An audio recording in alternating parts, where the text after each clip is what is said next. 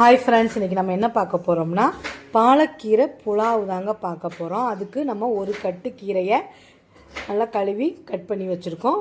ஒரு பெரிய வெங்காயம் நீல வாக்கில் கட் பண்ணி வச்சுருக்கோம். பட்டை, கிராம்பு, 2 ஏலக்காய், 3 பச்சை மிளகாய் நீல வாக்கில் கீறி வச்சுருக்கோம். இதுக்கு கொஞ்சமாக நான் தேங்காய் பால் எடுத்து வச்சுருக்கேன். நீங்கள் தேங்காய் பால் இல்லாமலும் செய்யலாம். இது தேங்காய் பால் ஊற்றினா இன்னும் கொஞ்சம் டேஸ்ட்டாக இருக்கும்ன்ட்டு நான் தேங்காய் பால் எடுத்து வச்சுருக்கேன். இஞ்சி பூண்டு பேஸ்ட்டு, 2 உலக்கு பாஸ்மதி அரிசி ஊற வச்சுருக்கேன். வாங்க, ரொம்ப ஈஸியான மெத்தடில் நம்ம பாலக்கீரை புலாவ் சேர்க்குறோம். இப்போ குக்கர் வச்சுக்கிட்டோம்.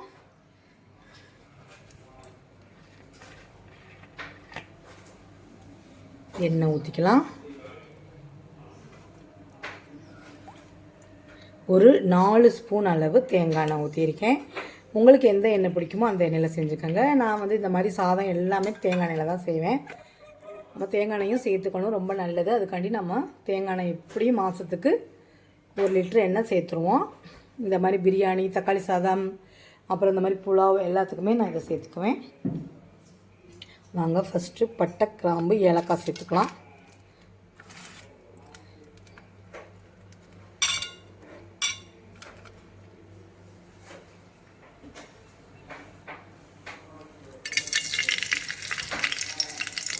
இப்போ பட்டை கிராம்பு போட்டாச்சு. வெங்காயத்தை சேர்த்துக்கலாம்.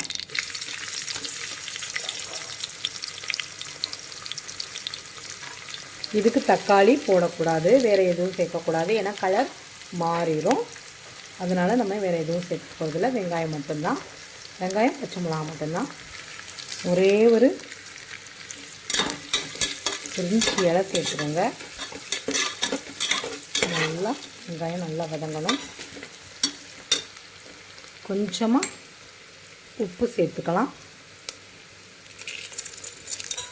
அப்புறம் பச்சைலாம் சேர்த்துக்கலாம், ஏன்னா நமக்கு இஞ்சி பூண்டு போட்டோன்னா அடி பிடிக்கும். அதுக்காண்டி உப்பு சேர்த்துக்கலாம். சீக்கிரமும் வெங்காயம் வதங்கிடும். இப்போது பச்சை மிளகா, இஞ்சி பூண்டு பேஸ்ட்டு, இது 3 ஸ்பூன் அளவு இருக்குங்க.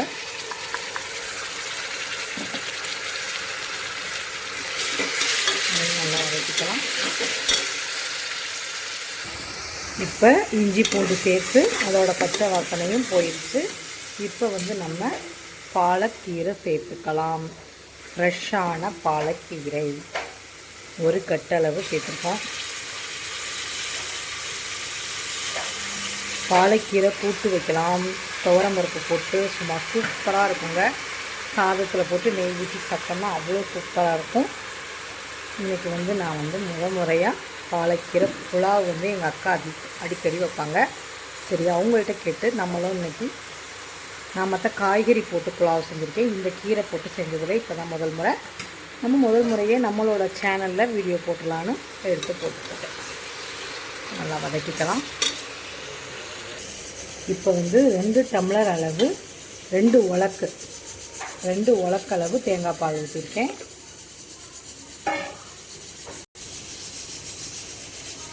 2 உலக்கு தண்ணி ஊற்றிருக்கேன். மொத்தம் இந்த உலக்கில் நம்ம 2 உலக்கு அரிசி எடுத்தோம், 4 உலக்கு தண்ணி ஊற்றிருக்கோம்.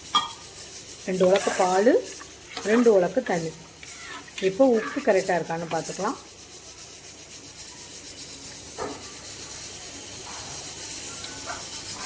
உப்பு பத்தலை, அதனால் கொஞ்சமாக உப்பு சேர்த்துக்கலாம்.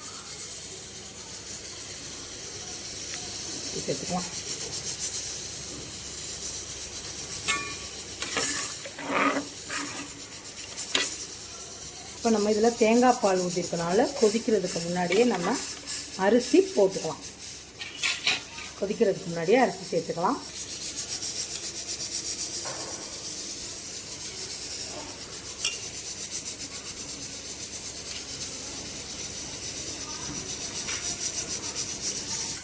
இப்போ எல்லா அரிசியும் போட்டாச்சுங்க. இப்போ நம்ம குக்கர் எல்லா அரிசியும் போட்டாச்சு. இப்போ குக்கர் மூடி போட்டு நமக்கு 10 நிமிஷம் சிம்மில் வைப்போம்.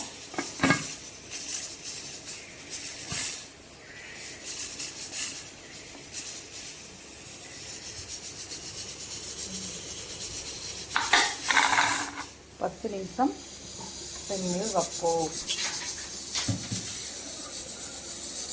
வாங்க ஃப்ரெண்ட்ஸ், ஓப்பன் பண்ணி பார்க்கலாம். பாலக்கீரை புலாவ் எப்படி வந்திருக்குன்னு பார்ப்போம். சூப்பர். கரண்டி வச்சு கிண்டி பார்க்கலாம். வாவ், செம சூப்பர். இதில் ஒரு 2 ஸ்பூன் அளவு நெய் ஊற்றுவோம்.